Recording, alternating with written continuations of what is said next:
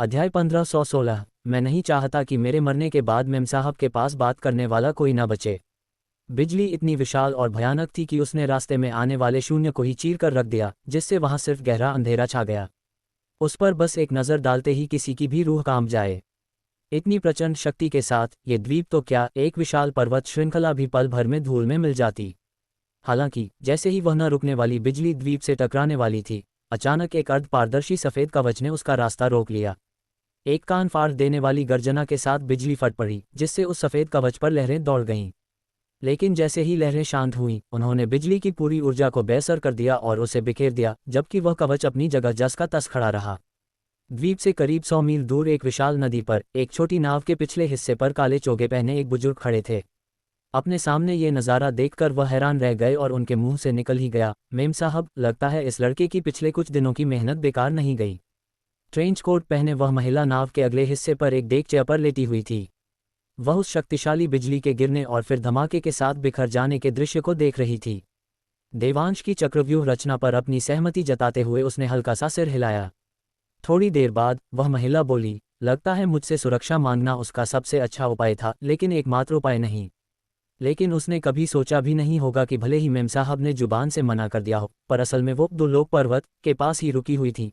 काले चोगे वाले बुजुर्ग ने हंसते हुए कहा, उनके चेहरे की मुस्कान छिपाए नहीं छिप रही थी। ये सुनकर ट्रेंच कोट वाली महिला ने थोड़ा सिर घुमाया, बुजुर्ग की ओर देखा और हल्की डांट लगाते हुए कहा, बहुत बोलते हो। आमतौर पर अगर मेम साहब ने उन्हें इस तरह डांटा होता तो वह बुजुर्ग डर जाते और माफ़ी मांगने लगते। लेकिन आज वह बुजुर्ग बस सिर झुकाकर हंस दिए, उनके चेहरे पर डर का नामोनिशान नहीं था। वह क्या करते? आखिरकार उन्हें समझ आ ही गया था कि उनकी मालकिन उन लोगों में से है जिनकी जुबान कड़वी होती है लेकिन दिल मोम जैसा होता है। जब देवांश ने पहले दिव्य दर्पण तकनीक का इस्तेमाल करके उनसे मदद मांगी थी, तो उन्होंने साफ मना कर दिया था। लेकिन असल में कुछ दिन पहले ही उन्होंने बुजुर्ग से कहा था कि उन्हें इस महान नदी के बीच स्थित उस द्वीप पर ले चलें, यानी दो लोक पर्वत पर। देवांश को मना करने के बाद उन्होंने खुद को 4-5 दिनों तक दो लोक पर्वत पर ही रोके रखा और फिर बुजुर्ग से नाव के जरिए उन्हें ले जाने के लिए कहा।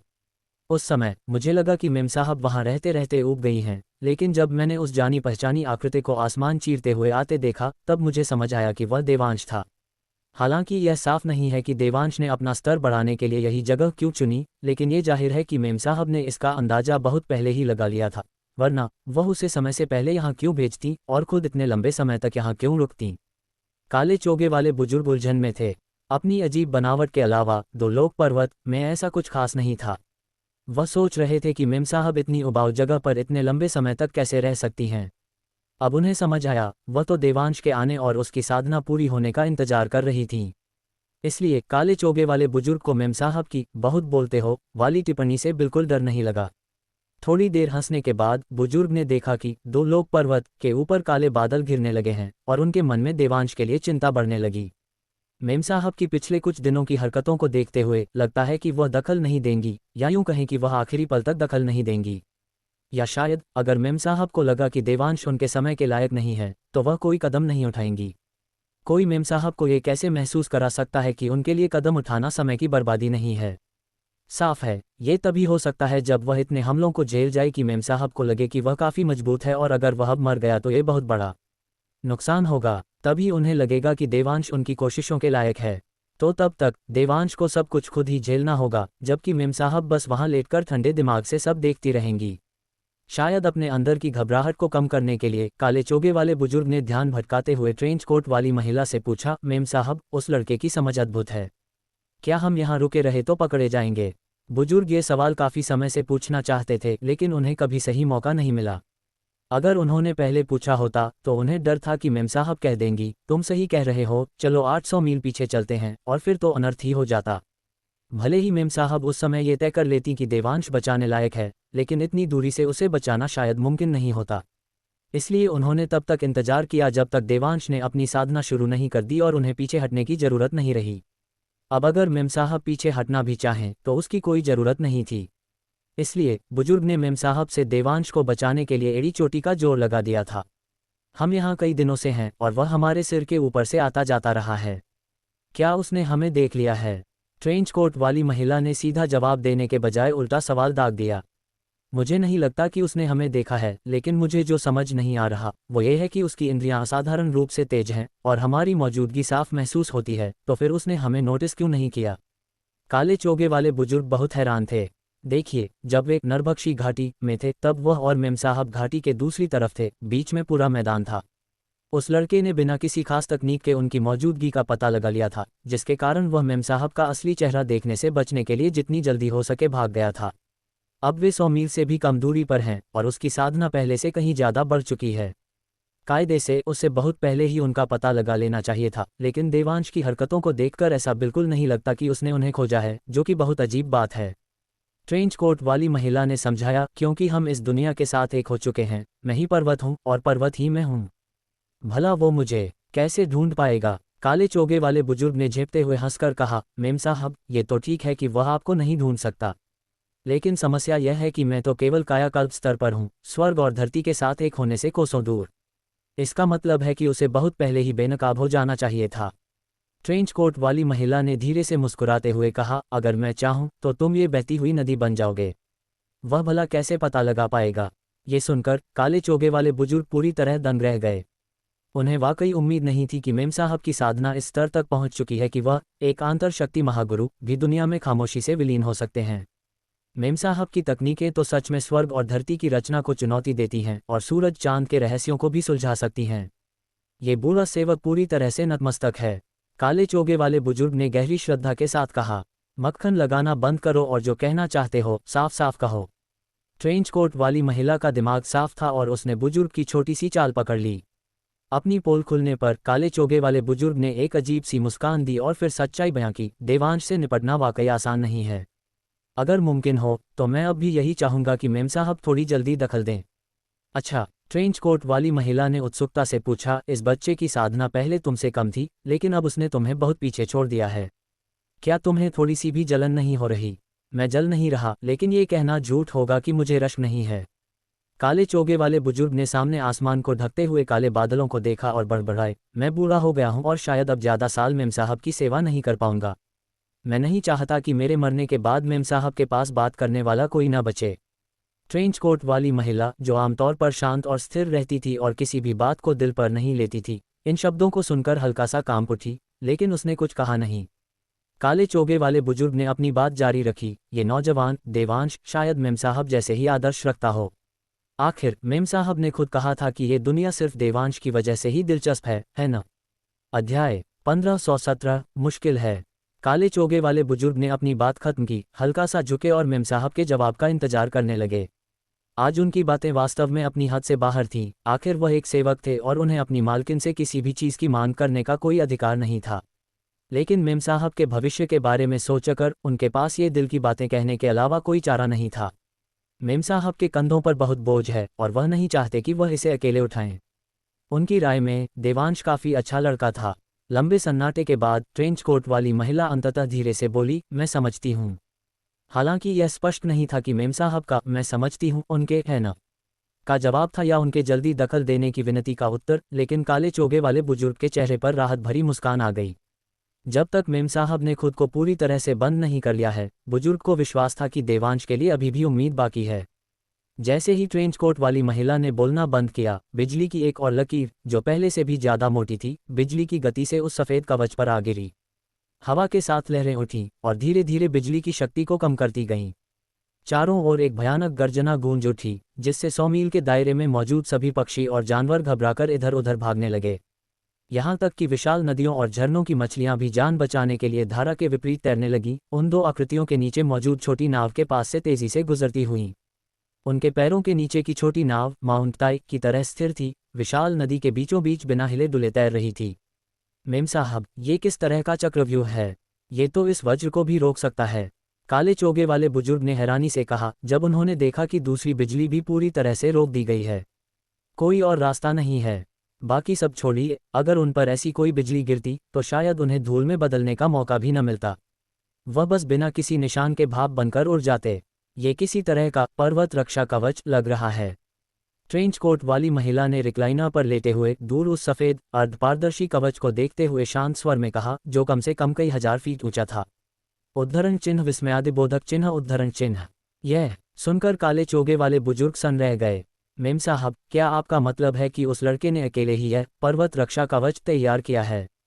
इसमें कोई आश्चर्य नहीं कि बुजुर्ग इतने हैरान थे, क्योंकि प्राचीन काल से ही सभी पर्वत रक्षा कवच हमेशा पूरे संप्रदाय की शक्ति को इकट्ठा करके और सैकड़ों या हजारों वर्षों की मेहनत से बनाए जाते रहे हैं। लेकिन अब मेम साहब कह रही हैं कि देवांश ने ये सब अकेले किया। ये बात बुजुर्ग को चौंकाए बिना कैसे रह सकती थी। ट्रेंच कोट वाली महिला ने सिर हिलाया और फिर कहा, हालांकि यह थोड़ा अविश्वसनीय है, लेकिन पर्वत रक्षा कवच के अलावा कोई और ऐसा तंत्र नहीं होना चाहिए जो उच्च लोक से गिरने वाले 2 वज्रों को रोक सके। इतना कहकर महिला ने फिर सिर हिलाया। ये बच्चा वास्तव में बहुत दिलचस्प है। लेकिन मेम साहब, वह इतनी कम उम्र में इतने जटिल पर्वत रक्षा कवच में इतना माहिर कैसे हो सकता है? भले ही वह जीनियस हो, लेकिन बिना किसी ज्ञान के उसके लिए इसे हवा से पैदा करना तो नामुमकिन है न? बुजुर्ग ने बड़ी शंका के साथ पूछा। इससे पहले उन्हें नहीं पता था कि देवांश को चक्रव्यूह और तंत्र का ज्ञान है। वे केवल इतना जानते थे कि दूसरों से लड़ते समय उसने कई चक्रव्यूह तोड़े थे और कभी कभी वह विरोधी के तंत्र के आधार पर वैसे ही तंत्र की नकल भी कर लेता था। लेकिन उन्हें कभी नहीं पता था कि वह इतना विशाल और जटिल कवच स्थापित कर सकता है। बहुत मुमकिन है कि यह उसके संप्रदाय का सुरक्षा कवच हो, ट्रेंच कोट वाली महिला ने सबसे तार्किक स्पष्टीकरण दिया। केवल इसी तरह देवांश बचपन से इस महान तंत्र के संपर्क में आ सकता था और अपने बड़ों से पर्वत रक्षा कवच स्थापित करना सीख सकता था। समय के साथ वह स्वाभाविक रूप से इसे खुद स्थापित करने में सक्षम हो गया होगा। ये पर्वत रक्षा कवच केवल आत्मरक्षा के लिए इस्तेमाल किया जा सकता है और इसे स्थापित करने में काफ़ी समय लगता है, इसलिए ये सामान्य है कि हमने उसे दुश्मनों के खिलाफ इसका इस्तेमाल करते हुए नहीं देखा। काले चोगे वाले बुजुर्ग मेम साहब के विश्लेषण से सहमत थे, इसलिए उन्होंने सिर हिलाया। भले ही वह बचपन से इसके संपर्क में रहा हो, लेकिन स्थानीय परिस्थितियों के अनुकूल ढलना और इतने कम समय में पर्वत के लिए सुरक्षा कवच तैयार करना वाकई काबिले तारीफ है। ट्रेंच कोट वाली महिला ने न तो इसकी पुष्टि की और न ही इनकार, बल्कि इसके बजाय पूछा, मैंने तुम्हें उसके संप्रदाय की जांच करने के लिए कहा था, क्या कोई जानकारी मिली? यह काले चोगे वाले बुजुर्ग ने एक पल के लिए संकोच किया, लेकिन फिर सच सच जवाब दिया, हम जांच कर रहे हैं, लेकिन इस लड़के की साधना जैसे पत्थर से पैदा हुई लगती है, हमें इसका कोई स्रोत नहीं मिल पा रहा। उद्धरण चिन्ह ... उद्धरण चिन्ह। ट्रेंच कोट वाली महिला ने थोड़ा माथा सिकोड़ा, फिर मन ही मन बड़बड़ाए, क्या ये हो सकता है कि उसकी साधना उसे स्वर्ग से वरदान में मिली हो, या शायद उस पर किसी शक्तिशाली हस्ती की छाया हो। अपनी बात खत्म करने के बाद महिला ने खुद ही सिर हिला दिया। बाद वाली बात तो निश्चित रूप से असंभव है, वरना उसे अपनी पत्नी और बच्चों के साथ इतना अच्छा होने की ज़रूरत नहीं होती और अपनी बेटी की बीमारी को ठीक करने के लिए अपनी जान जोखिम में डालकर ज़बरदस्ती साधना का स्तर बढ़ाने की ज़रूरत नहीं पड़ती। जहाँ तक पहले वाले का सवाल है, वह तो और भी असंभव है।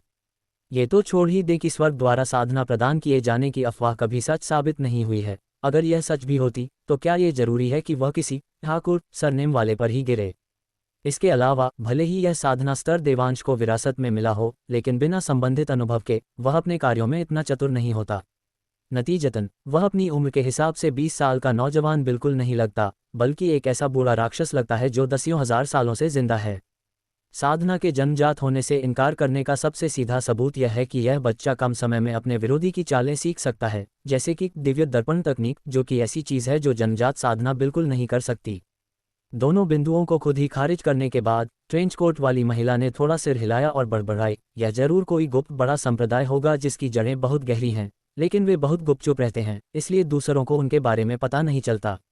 हालांकि काले चोगे वाले बुजुर्ग इस बयान से सहमत थे, फिर भी वह अपनी भौहें सिकोड़ने से नहीं रोक पाए। मेम साहब, क्या योद्धा संघ के शस्त्रागार में ऐसे किसी संप्रदाय का कोई रिकॉर्ड नहीं है? ट्रेंच कोट वाली महिला ने सिर हिलाया। हालांकि शस्त्रागार में 10 गुप्त संप्रदायों का रिकॉर्ड है, लेकिन उनकी कोई भी तकनीक इससे मेल नहीं खाती। आखिरकार जिस गति से उसकी साधना में सुधार हुआ, वह बस बहुत तेज थी।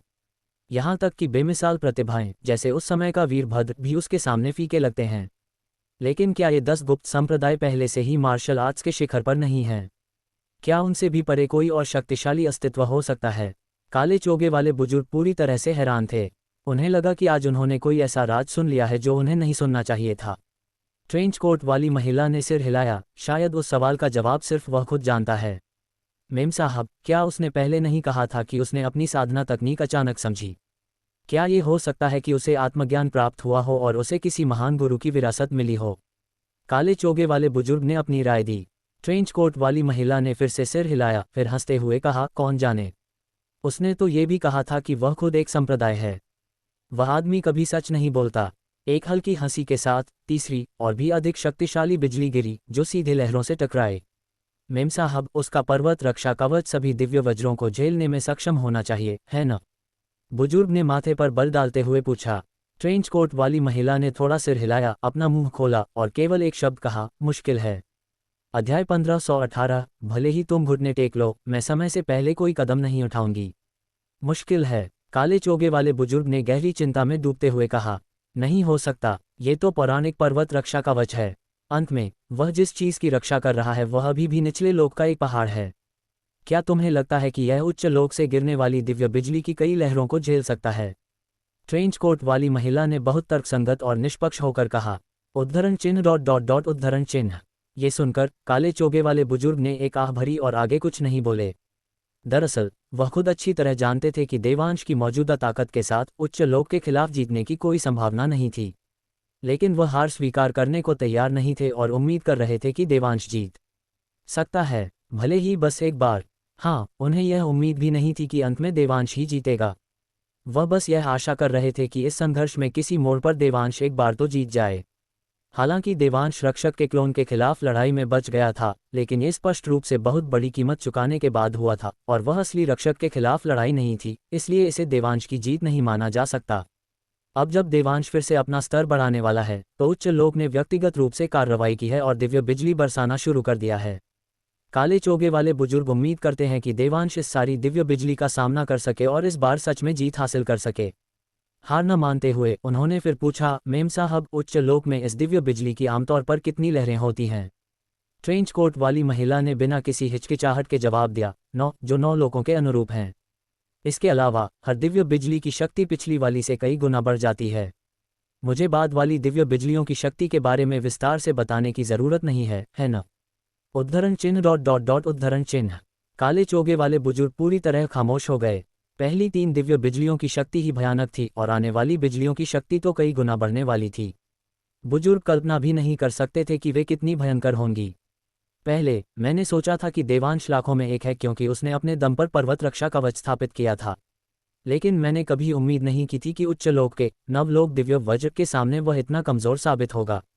थोड़ी देर की खामोशी के बाद काले चोगे वाले बुजुर्ग फिर बोले और पूछा, मेम साहब, आपको क्या लगता है कि वह लड़का कितनी दिव्य बिजलियां झेल सकता है? क्या इस सवाल के जवाब का तुम्हारे लिए कोई मतलब है? ट्रेंच कोट वाली महिला ने शांत भाव से पूछा। आखिरकार अगर तुम्हें ये सीमा पता भी चल जाए तो क्या तुम सच में उसकी मदद करने वाले हो? ये बेकार है और मैं मदद नहीं कर सकता, काले चोगे वाले बुजुर्ग ने ईमानदारी से जवाब दिया। लेकिन बुजुर्ग रुके, फिर बोले, मेम साहब, आप मदद कर सकती हैं। वह इस सवाल का जवाब इसलिए जानना चाहते थे ताकि मेम साहब को बेहतर अंदाजा हो कि क्या करना है और जब दिव्य बिजली गिरे तो वह पहले से उसकी मदद कर सकें। ट्रेंच कोट वाली महिला मुस्कुराई, फिर सिर हिलाया और कहा, ये नवलोक दिव्य वज्र तो बस शुरुआत है। अगर वह इसे भी नहीं झेल सकता तो मेरे हाथ बढ़ाने की कोई ज़रूरत नहीं है। मेम साहब, क्या आपका मतलब है कि उसका पर्वत रक्षा कवच इस आसमानी बिजली का सामना कर सकता है? बुजुर्ग की आंखों में चमक आ गई और उन्होंने उम्मीद से पूछा। इसके बिल्कुल उलट, इस महान कवच में उठने वाली लहरों को देखकर लगता है कि पर्वत रक्षा कवच छठे स्तर तक पहुंचने से पहले ही टूट जाएगा, ट्रेंच कोट वाली महिला ने भावहीन होकर कहा। उनका शांत लहजा एक बाहरी व्यक्ति के रूप में उनकी स्थिति के अनुकूल था। उद्धरण चिन्ह विस्मयादिबोधक चिन्ह उद्धरण चिन्ह। बुजुर्ग हैरान रह गए और जल्दी से बोले, अगर ऐसा है तो जब 7वीं दिव्य बिजली गिरेगी तो क्या उसका काम तमाम नहीं हो जाएगा? ट्रेंच कोट वाली महिला ने सिर हिलाया, अगर उसके पास कोई दूसरा प्लान नहीं है तो शायद ऐसा ही होगा। काले चोगे वाले बुजुर्ग बेचैन हो गए। ये पहले से ही बड़ी बात है कि वह सिर्फ 3 दिनों में पर्वत के लिए सुरक्षा कवच तैयार कर पाया। उसके पास कोई और पैंतरा कैसे हो सकता है? इतना कहकर बुजुर्ग ने ट्रेंच कोट वाली महिला से विनती की, मेम साहब, देवांश एक होनहार नौजवान है, आप बस खड़े होकर उसे मरते हुए नहीं देख सकती। मैंने खुद को बहुत स्पष्ट कर दिया है। नवलोक दिव्य वज्र सिर्फ सबसे बुनियादी हमला है। अगर वह उसका भी सामना नहीं कर सकता तो भले ही मैं बीच में आ जाऊं, अंत में वह बेमतलब होगा। वह तब भी उच्च लोक के हाथों मरेगा। ट्रेंच कोट वाली महिला भावहीन बनी रही। ऐसा लग रहा था कि संकट में पड़े लोगों के प्रति उनकी उदासीनता पर कोई असर नहीं पड़ा। या तुम चाहते हो कि मैं जिंदगी भर उसका ख्याल रखूं? ट्रेंच कोट वाली महिला ने ठंडे स्वर में पूछा और फिर अपना जवाब दिया, वह इसके लायक नहीं है और मैं इसके लिए तैयार नहीं हूं। काले चोगे वाले बुजुर्ग फिर चुप हो गए, उनके चेहरे पर बेचैनी साफ झलक रही थी। जैसे ही चौथी दिव्य बिजली गिरी, बुजुर्ग काफी देर तक हिचकिचाते रहे और आखिरकार उन्होंने फैसला कर लिया। इससे पहले कि वह कोई हरकत करते, ट्रेंच कोट वाली महिला पहले ही बोल पड़ी, घुटने मत टेकना। अगर तुमने घुटने टेके तो हमारा मालिक नौकर का रिश्ता वहीं खत्म हो जाएगा। इसके अलावा भले ही तुम घुटने टेक लो, मैं समय से पहले कोई कदम नहीं उठाऊंगी।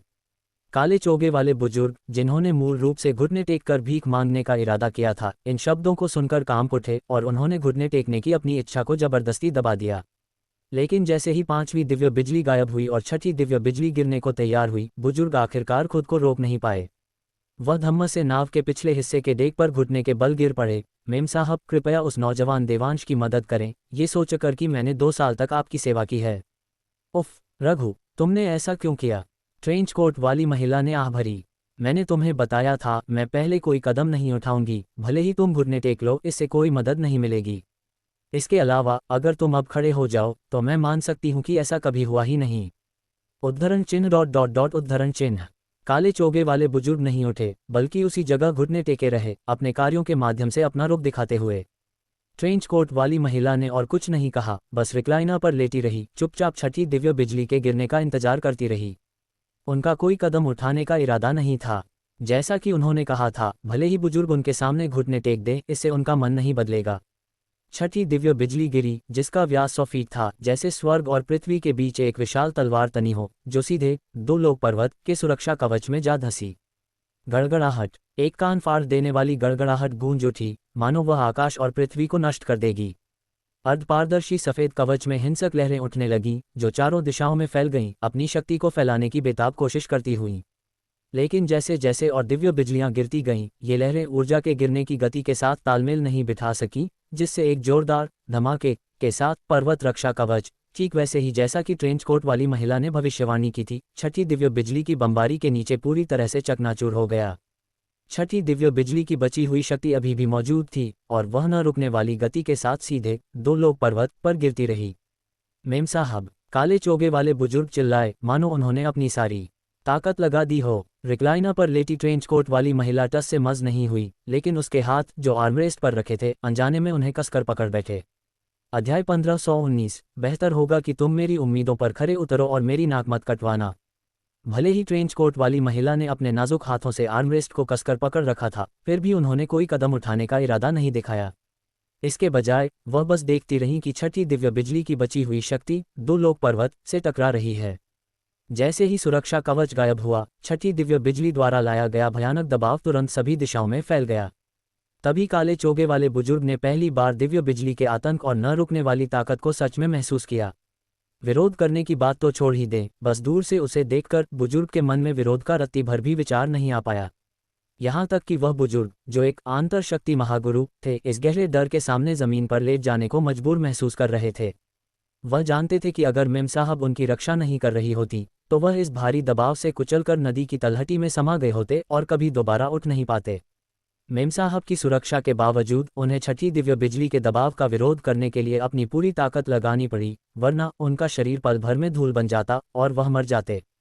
और उनकी छोटी नाव, अगर मेम साहब उस पर नहीं लेटी होती, तो वह शायद बहुत पहले ही कुचलकर धूल हो गई होती।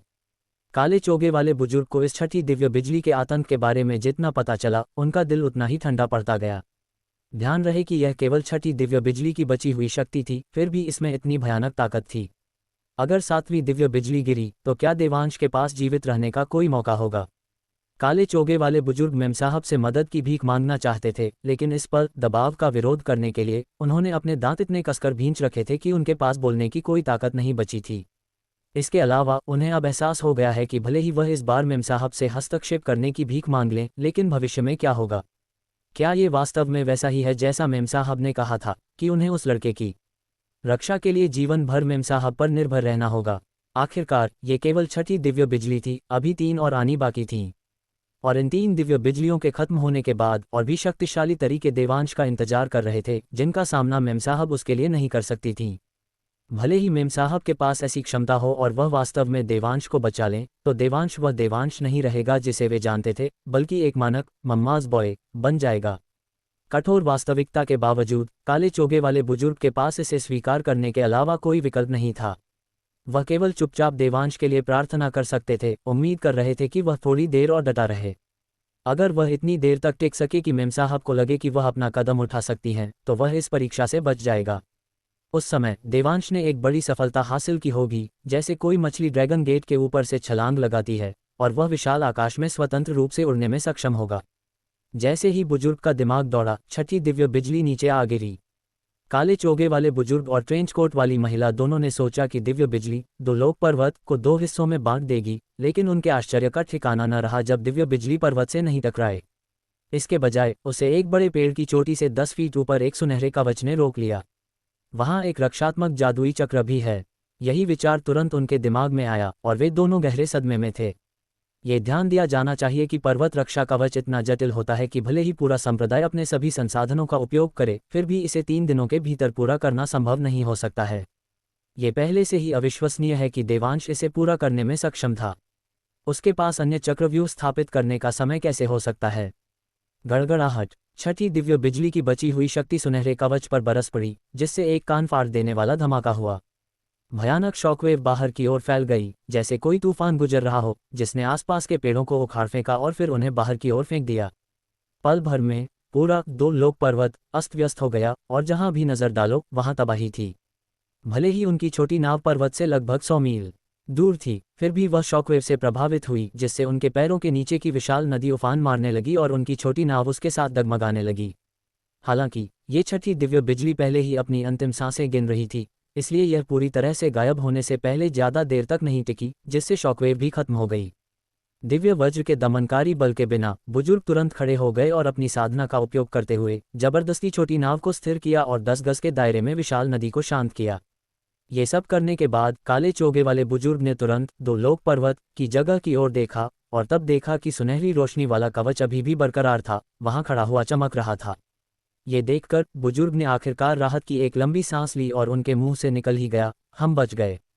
लेकिन जल्द ही उन्हें एक समस्या का एहसास हुआ, इसलिए उन्होंने माथे पर बल डालते हुए पूछा, मेम साहब, इस लड़के ने ये स्वर्ण प्रकाश चक्र कब स्थापित किया? ट्रेंच कोट वाली महिला ने थोड़ा सिर हिलाया, मुझे नहीं पता। शायद उसने पर्वत रक्षा कवच स्थापित करते समय इसे यूं ही लगा दिया हो। ये सुनकर बुजुर्ग की आंखें लगभग बाहर निकल आईं, यहाँ तक कि इतना जटिल पर्वत रक्षा कवच भी उस बच्चे का पूरा ध्यान नहीं खींच सका, और उसके पास अभी भी अन्य चक्रव्यूह स्थापित करने की फुर्सत है। हैरानी में चिल्लाने के बाद बुजुर्ग अपना सिर हिलाने और आह भरने से नहीं रोक पाए, नौजवान, क्या चक्रव्यूह में तुम्हारी महारत सच में इतनी बेमिसाल है? ट्रेंच कोट वाली महिला ने कोई जवाब नहीं दिया, लेकिन इसके बजाय फीकी मुस्कान के साथ कहा, रघु, तुमने बेकार में ही घुटने टेके। हे, मैंने बेकार में घुटने नहीं टेके, बेकार में नहीं। काले चोगे वाले बुजुर्ग हंसे, उनका सरल और ईमानदार व्यवहार झलक रहा था। वह जानते थे कि तथ्य यह है कि मेम साहब अभी भी उनके साथ इस मामले पर मजाक कर सकती हैं, इसका मतलब है कि वह इससे आगे बढ़ चुकी हैं और वह अभी भी उनकी सेवा करने के लिए उनके साथ रह सकते हैं। वरना मेम साहब उन्हें जितनी दूर हो सके चले जाने के लिए कह देती। मेम साहब, आप दयालु हैं। धन्यवाद मेम साहब। काले चोगे वाले बुजुर्ग ने सम्मानपूर्वक घुटने टेके और उन्हें धन्यवाद दिया। उठने के बाद बुजुर्ग फिर से पूछने से नहीं रोक पाए, मेम साहब, क्या उसका स्वर्ण प्रकाश चक्र सभी दिव्य बिजलियों का सामना कर सकता है? ट्रेंच कोट वाली महिला ने फिर से सिर हिलाया, ये बस आखिरी कोशिश है। ये चक्रव्यूह 7वीं दिव्य बिजली के प्रहार को नहीं झेल पाएगा। उद्धरण चिन्ह ... उद्धरण चिन्ह। ये सुनकर बुजुर्ग को लगा जैसे उनका दिल डूब गया हो। देवांश बेटा, मैंने अपना स्वाभिमान निगल लिया, मैंने भीख मांगी और घुटने टेके, मेरे सारे दांव खत्म हो चुके हैं। अब ये तुम पर निर्भर है। बेहतर होगा कि तुम मेरी उम्मीदों पर खरे उतरो और मेरी नाक मत कटवाना। काले चोगे वाले बुजुर्ग ने मन ही मन बड़बड़ाया, देवांश की सफलता को लेकर सच में बहुत चिंतित थे। बेसुध हालत में भयानक 7वीं दिव्य बिजली वादे के मुताबिक आ पहुंची। अध्याय 1520। देवांश, बस आखिरी बिजली बाकी है। ठीक वैसे ही जैसे ट्रेंच कोट वाली महिला ने भविष्यवाणी की थी, 7वीं दिव्य बिजली बिना किसी प्रतिरोध के नीचे आ गिरी, सुनहरे कवच को चकनाचूर कर दिया और फिर दो लोक पर्वत को सटीक निशाने पर ले लिया। बूम! कान फाड़ देने वाले धमाके ने ऐसा महसूस कराया जैसे लोगों के कान के पर्दे फट जाएंगे।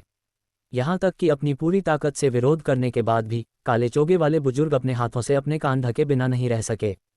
फिर भी वह हिंसक विस्फोट से होने वाले चुभने वाले दर्द को पूरी तरह से रोक नहीं सके, जिससे वह जमीन पर बेतहाशा दर्द में सिकुड़ गए। इसके बावजूद वह अभी भी दो लोक पर्वत की दिशा में टकटकी लगाए देख रहे थे, ये जानना चाहते थे कि देवांश कैसा है।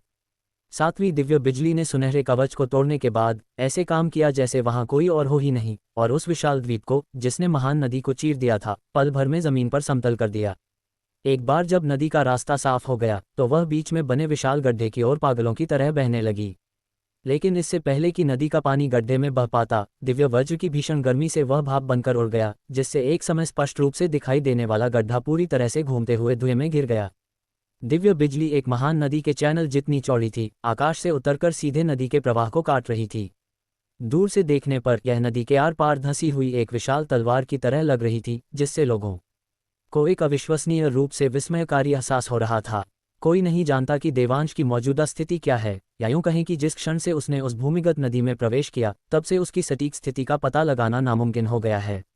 आखिरकार अंधेरी नदी की आभा अजीब और भरपूर थी, जिसने सीधे देवांश के शरीर की आभा को छिपा दिया, ताकि काले चोगे वाले बुजुर्ग को तब से देवांश की विशिष्ट स्थिति के बारे में कोई जानकारी न हो।